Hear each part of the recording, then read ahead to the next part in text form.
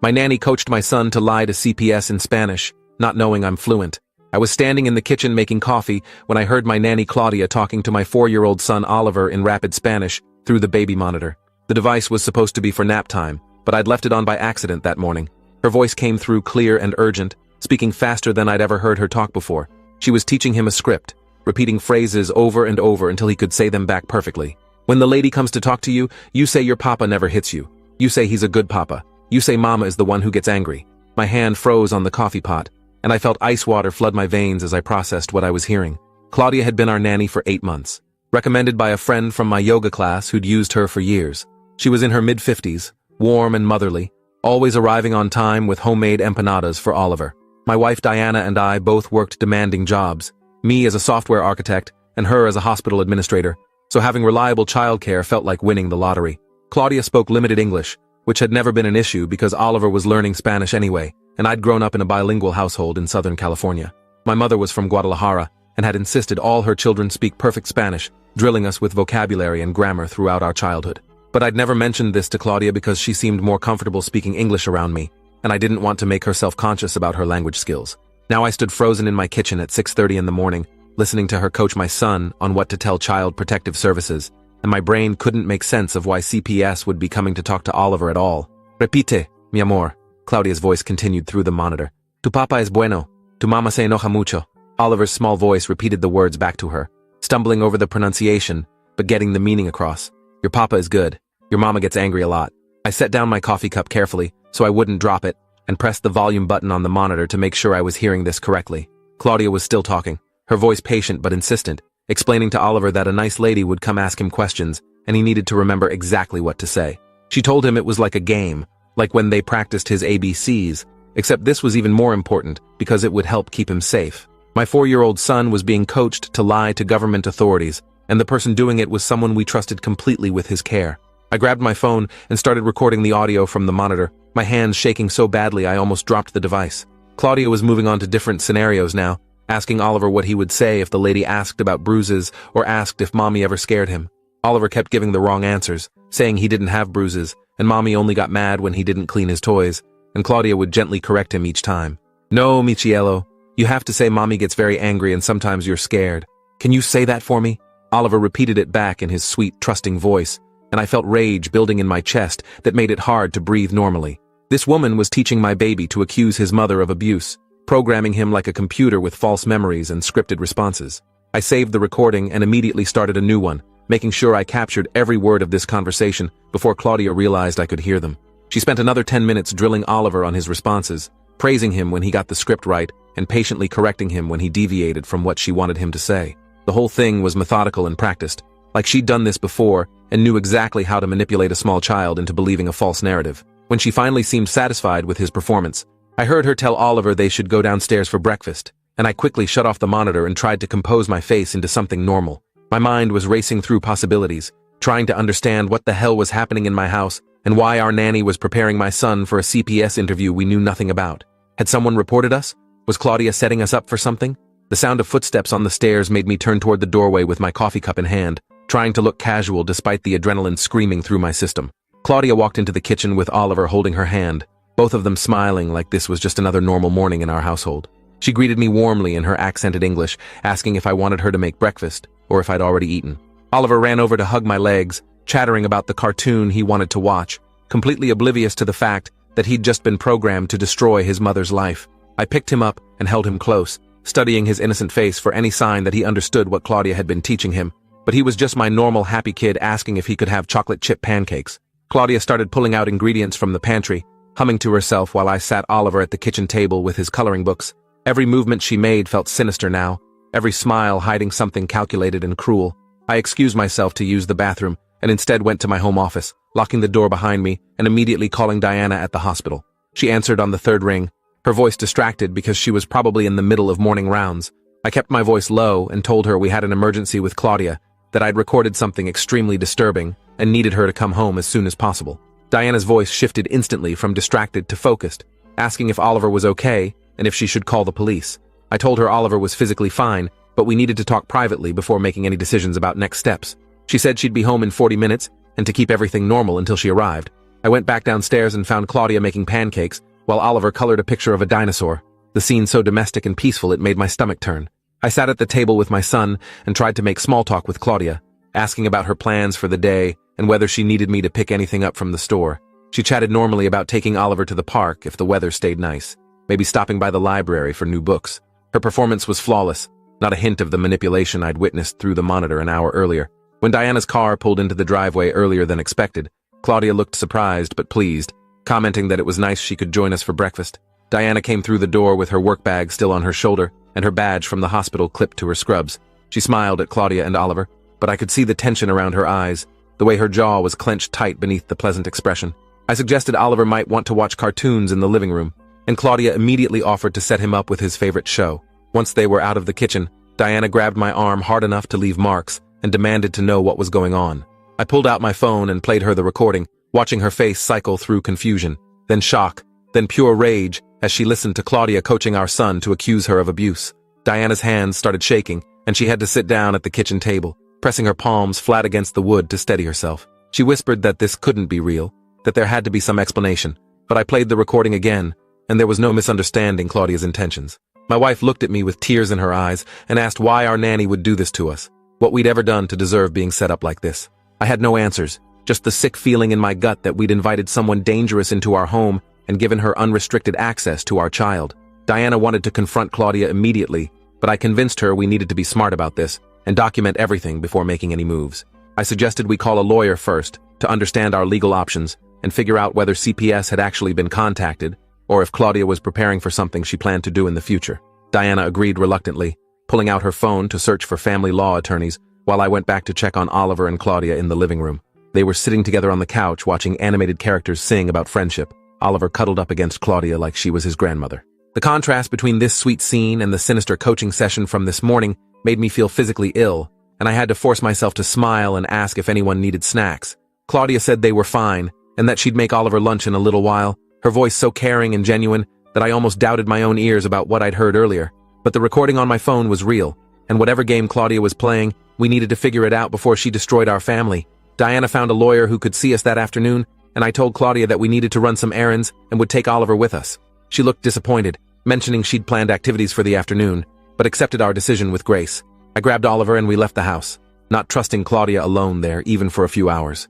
We drove to the lawyer's office in tense silence, Oliver chattering in the back seat about wanting to go to the park. The attorney's name was Patricia Volkov, and her office was in a converted house downtown with comfortable furniture and children's toys in the waiting room. She was in her early 60s with sharp eyes and an efficient manner, listening to our story without interruption while taking detailed notes. When I played her the recording, she closed her eyes briefly and then asked permission to make a copy for her files. Patricia explained that what Claudia was doing could constitute several crimes, including child abuse, witness tampering, and conspiracy to file a false report. She asked if we had any idea why Claudia would target our family specifically, and we both shook our heads in complete confusion. Patricia walked us through our options methodically, starting with the fact that we should not confront Claudia directly or fire her yet, because that could spook her into filing a CPS report immediately with Oliver already coached on his false testimony. She suggested we continue acting normal while gathering more evidence about Claudia's intentions and connections. Patricia recommended installing security cameras in our home to document any further coaching sessions, and she wanted us to start keeping a detailed log of all interactions with Claudia, including dates, times, and witnesses to her behavior with Oliver. She also advised us to schedule a wellness check with Oliver's pediatrician to document his current physical and emotional state, creating a baseline record before any accusations were made. Diana asked what would happen if CPS showed up at our door tomorrow, and Patricia's face grew serious as she explained that even false accusations could result in investigations, interviews with Oliver at school, and potential removal of our child during the investigation period. The system was designed to protect children, which meant sometimes innocent families got caught up in nightmarish scenarios where they had to prove their innocence. Patricia said our best defense was documentation, witnesses, and getting ahead of whatever Claudia was planning. We left her office with an action plan and a sick feeling that our lives had become a legal thriller we never auditioned for. I called my mother from the car and asked if she and my father could come visit for a few days, using a family emergency as the excuse without going into details over the phone. My parents lived 2 hours away in Orange County, and my mother immediately said they'd drive up that evening and stay as long as we needed them. Having them in the house would provide additional witnesses to our parenting and to Claudia's behavior. Plus, my mother's Spanish fluency meant she could monitor conversations I might miss. Diana contacted Oliver's preschool and set up a meeting with his teacher for the next morning, explaining that we wanted to document his current behavior and emotional state for our records. The teacher, a kind woman named Leslie who'd taught for 20 years, seemed surprised by the urgent request, but agreed to write up a detailed assessment of Oliver's development and any concerns she'd noticed. We spent that evening installing hidden cameras throughout our house, small devices that looked like phone chargers and smoke detectors, but recorded everything happening in the main rooms. I felt sleazy doing it, like I was violating Claudia's privacy. But Patricia had been clear that we needed video evidence of any coaching sessions or suspicious behavior. My parents arrived around 8 o'clock with suitcases and concerned faces, and I filled them in on the situation after Oliver was asleep. My mother's face went white with rage as I played her the recording, and she started cursing in Spanish about people who hurt children and families. My father, normally calm and measured, suggested we call the police immediately and have Claudia arrested, but I explained Patricia's advice about not spooking her before we understood the full scope of her plan. My mother asked if I'd searched online for information about Claudia, and I realized with a sinking feeling that we'd done only the most basic background check when we hired her. Our friend Bethany had vouched for her enthusiastically, and Claudia had provided references from 2 other families she'd worked for previously. I'd called both references, and they'd given glowing reviews, praising Claudia's reliability and affection for their children. Now I wondered if those references were even real, or if we'd been so desperate for good childcare that we'd skipped important verification steps. My father opened his laptop, and we started searching Claudia's full name, Claudia Mendoza, which was unfortunately common enough that hundreds of results came up. We tried adding our city and state, then her approximate age, then combinations of words like nanny and childcare. After 2 hours of searching, we found something that made my blood run cold. A news article from 3 years ago in a city about 90 miles north mentioned a custody battle where a nanny named Claudia Mendoza had testified against a mother, claiming she'd witnessed abuse in the home. The mother had lost custody temporarily while the case was investigated, but eventually the charges were dropped, and the nanny was found to have fabricated evidence at the request of the father, who was trying to gain full custody during a contentious divorce. The article didn't include a photo, but the age and description matched our Claudia, and the article mentioned she'd worked as a nanny for over 20 years in various California cities. Diana read the article 3 times, her face getting paler with each reading, and then asked the obvious question that was haunting all of us. Why would Claudia do this to multiple families? What did she gain from destroying mothers and coaching children to lie? My father suggested money, that maybe fathers were paying her to help them win custody battles by framing their wives as abusive. My mother thought it might be psychological, some kind of disturbed need to control families or punish women. I had no idea, but I knew we needed to find out if our family was specifically targeted or if we were just unlucky enough to hire a predator. I sent the article to Patricia with a message explaining we'd found a possible match for our nanny's background, and she responded within minutes, saying she'd have her investigator look into it first thing in the morning.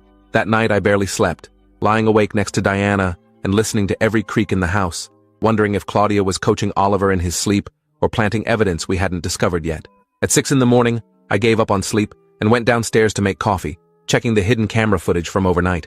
Nothing unusual showed up, just empty rooms and the normal sounds of a house settling. Claudia arrived at her usual time of 7:30, greeting my parents warmly and not seeming surprised or suspicious about their sudden visit.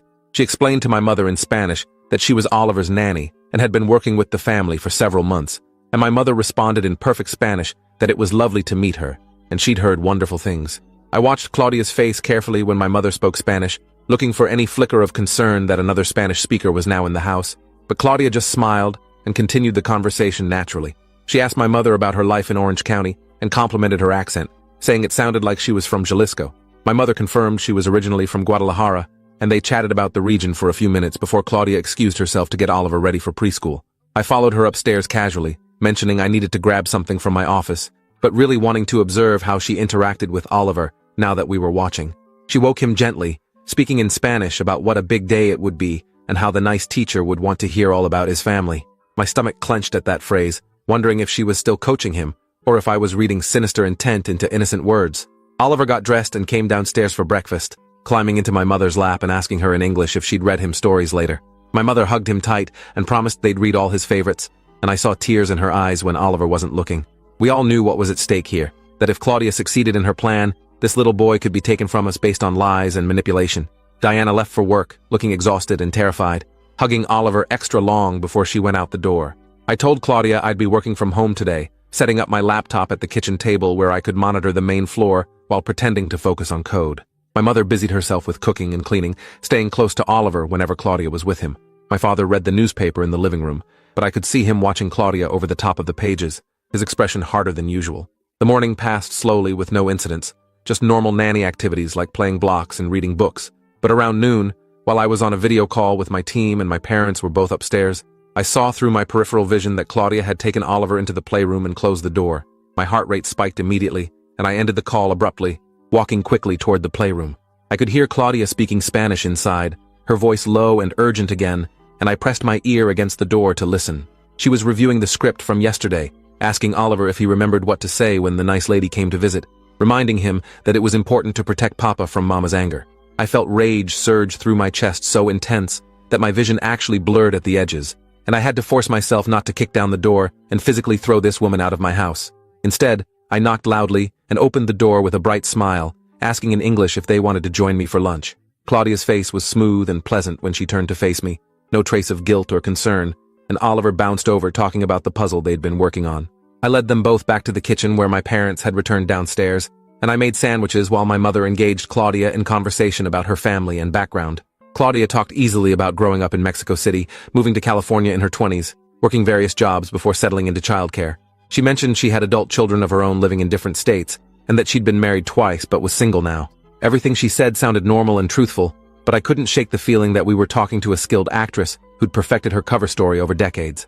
After lunch, I suggested we all go to the park together, wanting to keep Oliver and Claudia in constant supervision. Claudia looked slightly annoyed at the suggestion, mentioning she usually took Oliver alone so he could play freely, but agreed when my parents enthusiastically said they'd love to join. At the park, I watched Claudia interact with other nannies and parents, noting how she positioned herself as the loving grandmother figure, talking about her boy and how special he was.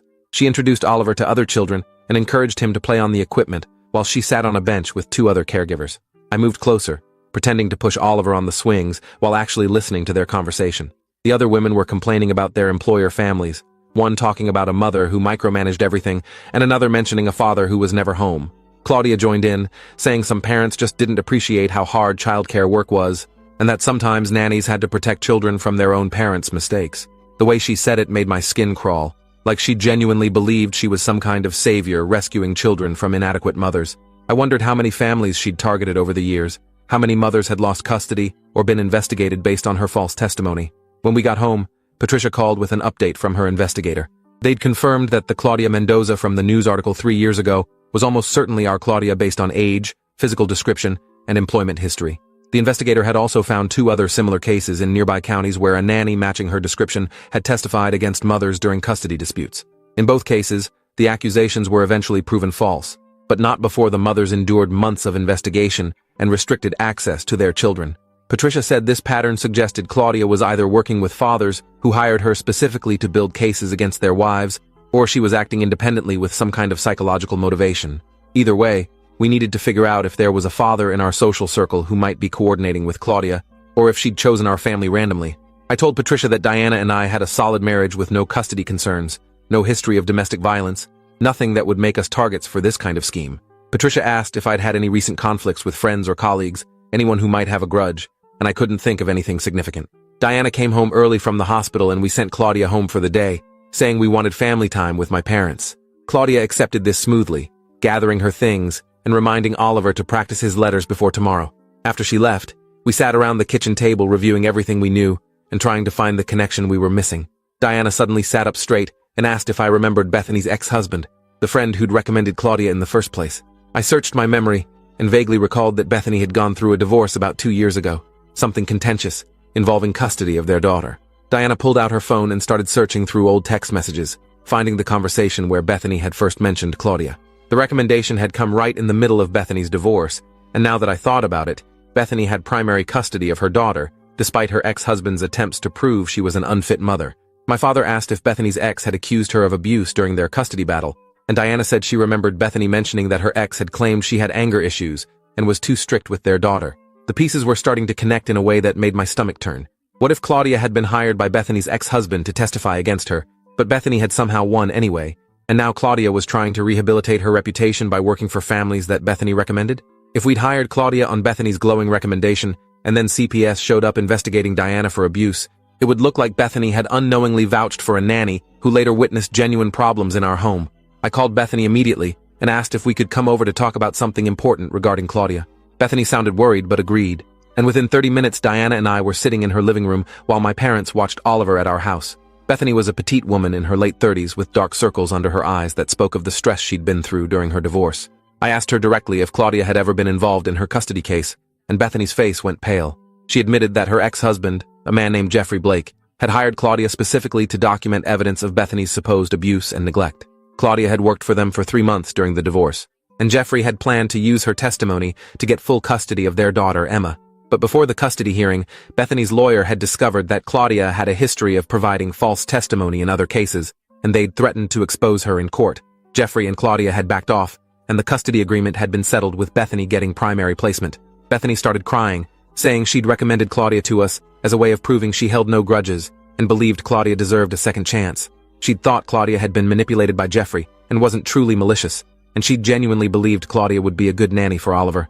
Now she realized she'd put our family in danger by not telling us the full history. Diana asked if Jeffrey was still in contact with Claudia, and Bethany said she didn't know but wouldn't be surprised. We left Bethany's house with more questions than answers, driving back home in silence. If Claudia was working with Jeffrey to target families in Bethany's social circle, what was the end game? Revenge against Bethany for exposing her false testimony? Money from fathers willing to pay for manufactured evidence? Or something darker we hadn't figured out yet? Patricia called that evening with disturbing news. Her investigator had discovered that Jeffrey Blake was part of a men's rights group that connected fathers going through contentious custody battles. Several members of the group had used the same tactic of hiring sympathetic nannies or caregivers who would document evidence against mothers and testify in court. Claudia's name appeared in connection with at least 5 cases over the past 7 years, always working for fathers who were trying to prove their wives were abusive or neglectful. Patricia said this was a coordinated pattern, not random chance, and that we needed to assume Jeffrey and Claudia were specifically targeting our family as retaliation against Bethany.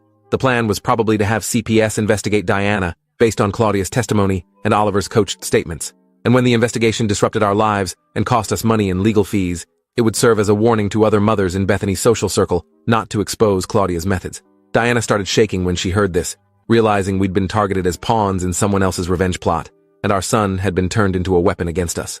I held her while she cried, feeling helpless rage at the people who'd done this to our family. The next morning, I made a decision that Patricia had advised against, but that felt necessary. I was done playing defense and gathering evidence. I wanted to confront Claudia directly and let her know we understood exactly what she was doing. When she arrived at 7:30, I asked her to sit down at the kitchen table before she went upstairs to get Oliver. Claudia looked confused but complied, setting down her bag and folding her hands in her lap. I pulled out my phone and played the recording of her coaching Oliver to lie about Diana. I watched her face carefully as the Spanish words filled the kitchen, and for the first time since we'd met her, I saw Claudia's mask slip. Her expression cycled through shock, then calculation, then cold anger. When the recording ended, I spoke to her in perfect Spanish, telling her I'd understood every word she'd said to my son, every lie she'd taught him, every manipulation she'd attempted. I told her I knew about her history with Jeffrey Blake, about the other families she'd targeted, about the coordinated scheme to destroy mothers through false accusations. Claudia's face had gone completely blank, and she sat perfectly still while I laid out everything we'd discovered. Then she smiled, and it was the most unsettling thing I'd ever seen. She spoke in Spanish, her voice calm and pleasant, saying I'd made a mistake recording her without consent, and that she could have me arrested for wiretapping.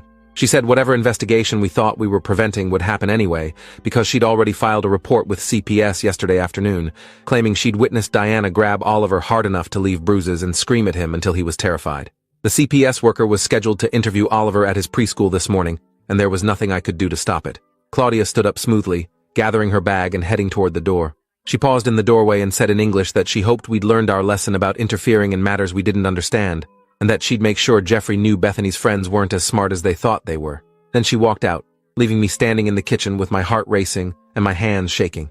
I immediately called Patricia and Diana, explaining what had happened and that CPS was interviewing Oliver this morning. Patricia said to get to the preschool immediately and request to be present during the interview, and that she'd meet us there with documentation of Claudia's history. Diana left the hospital mid-shift, and we both arrived at Oliver's preschool within 20 minutes, finding a CPS investigator named Monica Alvarez already sitting in the director's office. Monica was a tired-looking woman in her 40s who'd probably seen every kind of family dysfunction imaginable, and she listened patiently while we explained the situation with Claudia. I played her the recording of Claudia coaching Oliver, and then Patricia arrived with printed documentation of Claudia's involvement in previous false accusation cases. Monica's expression shifted from professional neutrality to genuine concern as she reviewed the evidence, and she said this definitely changed the context of Claudia's report. She still needed to interview Oliver as part of protocol, but she'd be listening for signs of coaching, rather than assuming the accusations were credible. We waited in the hallway while Monica spoke with Oliver in a private room, his teacher Leslie present as a support person. The 20 minutes felt like 20 hours, and Diana held my hand so tight I lost feeling in my fingers. When Monica emerged, she looked tired but relieved. She said Oliver's responses showed clear signs of rehearsed statements that contradicted his body language and spontaneous comments. When asked about his mother, Oliver had initially given scripted answers about Diana being angry and scary, but when Monica asked follow-up questions, Oliver couldn't provide specific examples and quickly reverted to talking about how Mommy made good cookies and read him stories every night. Monica said she'd be noting in her report that the initial accusation appeared to be fabricated and coached, and that she'd be referring Claudia's case to law enforcement for filing a false report. She also mentioned that Oliver seemed like a happy, well-adjusted child with no signs of abuse or neglect, and that she saw no reason to pursue the investigation further. Diana burst into tears of relief, and I felt something loosen in my chest that had been tight since the morning I'd first heard Claudia's voice through the monitor. Monica asked if we wanted to file charges against Claudia for child abuse, witness tampering, and filing a false report, and I said absolutely yes. She provided us with the name of a detective who specialized in cases involving children and false accusations, and said she'd be sending over all her documentation to support criminal charges. We took Oliver home and spent the rest of the day just holding him, playing with him, reassuring him that everything was okay, and that he never had to see Claudia again. 2 days later, Detective Raymond Foster contacted us to schedule an interview about Claudia's actions. He was a veteran investigator with a calm, methodical approach, and he spent 3 hours going through every piece of evidence we'd gathered. He said this was part of a larger investigation into a network of individuals who were manufacturing false abuse cases for profit and revenge, and that Claudia was a key player they'd been trying to build a case against for years. Our documentation and recordings provided the concrete evidence they needed to finally bring charges. Detective Foster explained that Jeffrey Blake was also being investigated for conspiracy to file false reports, and that several other fathers in his men's rights group were under scrutiny for similar schemes. Within a week, Claudia was arrested at her apartment and charged with multiple felonies, including child abuse, witness tampering, filing false reports, and conspiracy. The bail was set high enough that she couldn't afford it, and she remained in custody while awaiting trial. Jeffrey Blake was arrested the same day on related charges, and the news coverage of the case sparked discussions about the underground market for false testimony in custody battles. Bethany called us crying, apologizing over and over for recommending Claudia and putting our family at risk. We told her it wasn't her fault, that she'd been victimized by these people too, and that hopefully the arrests would prevent them from hurting other families. Diana and I spent months in therapy processing the violation of having someone infiltrate our home and weaponize our child against us. And Oliver needed play therapy to help him understand that the things Claudia taught him to say weren't true and that he hadn't done anything wrong. The trial happened 8 months later, and I had to testify about the recordings and the coaching sessions I'd witnessed. Claudia's defense tried to argue that she'd been trying to protect Oliver from genuine abuse she'd witnessed, but the pattern of her involvement in multiple false accusation cases over the years destroyed her credibility. The jury convicted her on all counts, and the judge sentenced her to 6 years in prison, calling her actions a betrayal of the trust that families place in caregivers. Jeffrey Blake received 4 years for conspiracy and coordination of false reports. After the trial, we moved to a different neighborhood and started fresh with new childcare arrangements, this time doing extensive background checks and only hiring through licensed agencies. Oliver eventually forgot most of what happened with Claudia, his 4-year-old brain thankfully resilient enough to move past the trauma. But Diana and I never forgot how close we came to losing our son to a system designed to protect children, but vulnerable to manipulation by people willing to destroy innocent families. We became advocates for reform in how CPS handles accusations, pushing for better training to recognize coach testimony and patterns of false reporting. If you're still here, you're a true fan. Show some support with a like and subscribe to catch the next one.